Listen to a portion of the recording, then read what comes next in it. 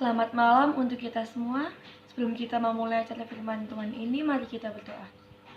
Tuhan Allah Bapa kami yang bertakhta dalam kerajaan surga, sekarang kami akan memulai acara firman-Mu ini Tuhan. Tolong berkati dari awal hingga akhir ya Tuhan, agar bisa berjalan dengan lancar tanpa kurang suatu apapun. Dan juga tolong berkati Tuhan agar firman ini bisa berguna di kehidupan kami masing-masing. Terima kasih Tuhan atas semuanya, dalam nama Tuhan Yesus, amin. Judul firman Tuhan pada hari ini adalah Tuhan, aku akan pergi, ampuni diriku. Ayat ini terdapat pada Yohanes 8 ayat 47. Beberapa saat yang lalu saya membaca sebuah cerita mengenai seseorang ayah dari Spanyol yang berdamai dengan anaknya yang pergi meninggalkannya ke kota Madrid. Merasa penuh dengan penyesalan, ayahnya menuliskan pesan di koran. "Paco, temui aku di Hotel Montana pada Selasa siang. Engkau diampuni, ayah." Karena Paco adalah nama yang sering digunakan di Spanyol, ketika sang ayah tiba di hotel, ia menemukan 800 orang muda dengan nama yang sama, yaitu Paco, semuanya menunggu ayah mereka. Benar sahabatku, orang-orang sedang dalam keadaan sangat membutuhkan pengampunan. Seorang pengkhotbah dan penulis yang terkenal menuliskan beberapa hal yang menggambarkan kerinduan Allah bagi anak-anaknya untuk mendapatkan pengalaman pengampunan. Sebagai berikut. Jika kebutuhan terbesar kita adalah informasi, Allah akan mengirimkan kita pengajar. Apabila kebutuhan terbesar kita adalah teknologi, Allah akan mengirimkan kita ilmuwan. Jika kebutuhan terbesar kita adalah uang, maka Allah akan mengirimkan kita orang keuangan. Jika kebutuhan terbodoh kita adalah lelucon, Allah akan mengirimkan kita komedian. Namun, kebutuhan terbesar kita adalah pengampunan. Jadi, Allah mengirimkan kepada kita juru selamat. Kitab Yohanes pasal 8 menceritakan kisah yang dramatis. Ketika Yesus sedang mengajar di bait Allah, tiba-tiba seorang wanita yang tertangkap basah sedang melakukan perzinahan di bawah kaki Yesus. Para pemimpin agama di bait Allah di Yerusalem adalah yang membawa wanita ini ke bawah kaki Yesus. Mereka menuntut Yesus untuk memutuskan masa depan wanita ini berdasarkan hukum Musa. Dalam Yohanes 8 ayat 5 tertulis, Musa dalam hukum Taurat memerintahkan kita untuk melempari perempuan-perempuan yang demikian. Apakah pendapatmu tentang hal itu? Ellen G. White memberikan komentar akan kisah ini. Rasa penghormatan mereka yang pura-pura menyelubungi rencana jahat yang terpendam dalam hati mereka untuk membinasakan dia. Mereka telah menggunakan kesempatan ini untuk menyalahkan dia. Dengan berpendapat bahwa keputusan apa saja yang diambilnya, mereka akan mendapat alasan untuk menuduh dia. Seandainya ia membebaskan wanita itu, ia mungkin dituduh menghina hukum Musa. Seandainya ia menyatakan wanita itu patut dibunuh, ia dapat dituduh kepada orang Roma sebagai seorang yang mengambil kekuasaan yang hanya menjadi hak mereka. Semua yang hadir memandang kepada Yesus menantikan jawabannya. Namun mereka kecewa karena Yesus hanya membungkuk dan menulis dengan jarinya di tanah. Tidak ada yang tahu apa yang ditulisnya. Ahli Taurat dan orang Farisi kesal karena Yesus tidak memberikan jawaban atas pertanyaan mereka. Ketika mereka menanyakan kembali, Yesus berdiri dan berkata, "Barang siapa di antara kamu tidak berdosa, hendaklah ia yang pertama melemparkan batu kepada perempuan itu." Lalu sang guru menulis kembali di tanah. Pesan yang ia tuliskan memiliki dampak yang besar kepada mereka yang menghakimi wanita ini. Satu persatu mereka pun pergi. Ketika Yesus bangkit berdiri dan melihat sekelilingnya, semua yang datang untuk menghakimi telah pergi. Ia berbalik dan berkata kepada wanita itu, "Hai perempuan, di manakah mereka? Tidak adakah seorang yang menghukum engkau?" Di tengah kerumunan banyak orang, wanita itu dengan penuh rasa malu menjawab, "Tidak ada Tuhan." Lalu kata Yesus, "Aku pun tidak menghukum engkau. Pergilah dan jangan berbuat dosa lagi mulai dari sekarang." Pesan yang indah ini adalah cerita pengharapan bagi kita semua. Secara jelas, kita menyaksikan bagaimana Yesus mengampuni dan memulihkan kehidupan wanita yang tertangkap basah melakukan perzinahan. Dengan kata-kata, "Aku pun tidak menghukum engkau. Pergilah dan jangan berbuat dosa lagi mulai dari sekarang." Yesus memberikan wanita ini kesempatan kedua, kesempatan pengampunan, untuk memulai hidup yang baru dalam kemurnian dan kesucian.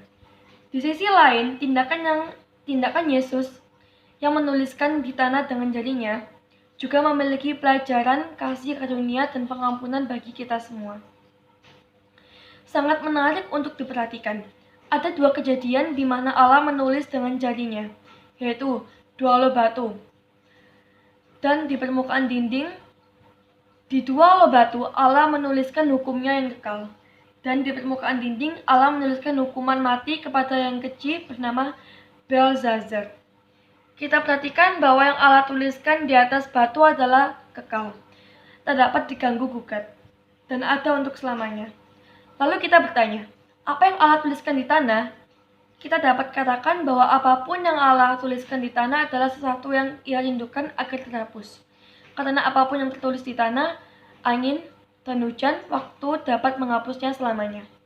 Tindakan Yesus yang menulis di tanah dengan jarinya menunjukkan kepada para penuduh bahwa pengampunan, pemulihan, dan kesempatan kedua untuk menjadi baru juga terbuka untuk mereka.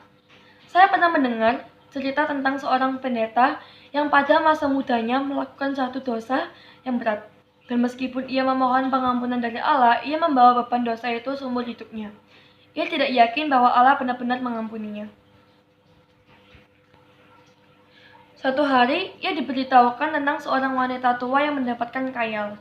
Ia mendengarkan bahwa selama mendapat khayal, wanita ini bercakap-cakap dengan Tuhan. Setelah beberapa waktu, pendeta ini mengumpulkan segenap keberaniannya untuk mengunjungi wanita ini. Wanita ini mengundangnya masuk dan menawarkan secangkir teh. Dari kunjungan, pendeta ini meletakkan cangkir itu di atas meja dan menetapkan mata wanita tua ini. "Benarkah engkau kadang mendapatkan khayal?" tanya pendeta ini. "Ya," jawabnya. "Benarkah bahwa selama mendapat khayal ini engkau sering berbicara dengan Tuhan?" "Ya," jawabnya lagi. "Jika demikian, jika engkau mendapat khayal kembali dan berbicara dengan Tuhan, bolehkah engkau menanyakan sesuatu kepadanya untukku?" Wanita ini melihat pendeta tersebut dengan rasa penasaran. Ia tidak pernah dimintai hal seperti ini sebelumnya. "Ya, saya akan sangat senang melakukannya," jawabnya. "Pertanyaan apa yang ingin Anda titipkan untuk kutanyakan?" Jadi pendeta itu memulai. "Dapatkah engkau tanyakan dosa apa yang saya lakukan ketika masih muda?" Wanita ini semakin penasaran. Akhirnya setuju. Beberapa minggu berlalu, dan pendeta ini mengunjungi wanita ini kembali. Setelah beberapa cangkir teh, ia secara berhati-hati dan malu bertanya, "Apakah engkau mendapat khayal lagi?" "Ya, saya dapat," jawab wanita ini. "Apakah engkau berbicara dengan Tuhan?" "Ya." "Apakah engkau menanyakan dosa yang kulakukan saat masih muda?" "Ya," jawab wanita ini. "Aku menanyakannya." Pendeta ini gugup dan ketakutan. Ragu sesaat namun bertanya kembali. "Jadi, apa yang Tuhan katakan kepadamu?" Wanita ini memandang wajah pendeta ini dengan lembut menjawab, "Tuhan mengatakan padaku bahwa ia tidak mengingatnya. Allah mengampuni seutuhnya. Nabi Mika menuliskan mengenai pengampunan yang kekal. Siapakah Allah seperti engkau yang mengampuni dosa dan yang memaafkan pelanggaran dari sisa-sisa miliknya sendiri, yang tidak bertahan dalam murkanya untuk seterusnya, melainkan berkenan kepada sekasih setia? Biarlah ia kembali menyayangi kita, menghapuskan kesalahan-kesalahan kita, dan melemparkan segala dosa kita ke dalam tubir-tubir laut." Pernyataan itu terdapat dalam kitab Mika pasal 7 ayat 18-19. Izinkan saya menyampaikan ini kepada kita semua. Yesus yang sampai yang mengaruniakan pengampunan kepada pendeta itu dan wanita yang tertangkap berzina hari ini datang kepada kita dan berkata, "Aku pun tidak menghukum engkau, pergilah dan jangan berbuat dosa lagi mulai dari sekarang." Pengampunan yang kekal juga berlaku kepada kita semua saat ini. Hari ini Tuhan mengundang kita dengan panggilan ini. "Marilah, baiklah kita berperkara." Firman Tuhan, "Sekalipun dosamu merah seperti kirmizi, akan menjadi putih seperti salju. Sekalipun berwarna merah seperti kain kesumba, akan menjadi putih seperti bulu domba." Apa yang terjadi dengan wanita terdapat dalam cerita ini? Apakah ia kembali ke kehidupan yang penuh dengan dosa? Baiklah, mari kita sama-sama membaca apa yang Ellen G. White tuliskan mengenai wanita ini. Wanita yang bertobat ini menjadi salah seorang sahabat Yesus yang paling erat. Ia membalas pengampunan dan belas kasihannya dengan kasih yang penuh pengorbanan dan penyembahan. Setelah itu, ketika ia berdiri dengan penuh kesedihan di bawah salib dan melihat penderitaan pada wajah Tuhan, serta mendengarkan raungnya yang menyesakkan, jiwanya tertusuk. Sebab ia mengetahui bahwa pengorbanan ini adalah untuk membayar semua dosa. dan tanggung jawab yang ditanggungnya karena kesalahannya yang begitu besar menjadi penyebab penderitaan dari anak Allah. Sangatlah berat. Ia merasakan bahwa lembing yang menembus tubuh juru selamat seharusnya untuk dirinya. Darah yang mengalir darinya adalah untuk menutupi dosa-dosanya. Rintian yang keluar dari bibirnya diakibatkan oleh pemberontakannya. Hatinya sakit, dipenuhi kesedihan akan masa lalunya. Dan ia merasa bahwa kehidupan yang penuh penyangkalan diri tidak dapat membayar karunia kehidupan ini yang dibayarkan dengan harga yang tak ternilai. Kita saksikan bahwa setelah diampuni, wanita mengalami perubahan yang seutuhnya dalam kehidupannya. Rasa syukurnya kepada Yesus membuatnya menjadi pengikut Yesus dan yang paling setia di antara semuanya. Satu hal yang tidak boleh kita lupakan adalah bahwa ia mengikuti Yesus hingga di kayu salib. Ketika kebanyakan orang meninggalkan Yesus, ia dengan berani menyaksikan imannya. Wanita yang menerima pengampunan ini akhirnya menjadi pengikut setia Tuhan. Ia tidak tinggal diam di tempat Yesus bertemu dengannya. Ia memutuskan untuk memberikan hidupnya bagi Allah.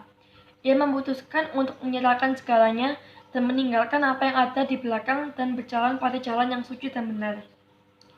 Ketika kita merasakan pengalaman pengampunan, kita akan dengan rela menyerahkan segala kepada Allah, dan di atas segalanya kita tidak akan tinggal diam. Seperti wanita ini, kita pun meninggalkan segalanya untuk mengikuti Yesus seraya berkata, "Tuhan, aku akan pergi." Sekian dari saya, terima kasih. Mari kita berdoa. Tuhan Allah Bapa kami yang bertakhta dalam kerajaan surga, terima kasih Tuhan atas segala firman-Mu yang telah Engkau berikan kepada kami semua Tuhan. Terima kasih karena Engkau telah menyertai kami dari awal hingga akhir sehingga bisa berjalan dengan lancar Tuhan. Atas hari ini telah selesai, tolong berkati ya Tuhan. Terima kasih Tuhan atas semuanya. Dalam nama Tuhan Yesus, amin.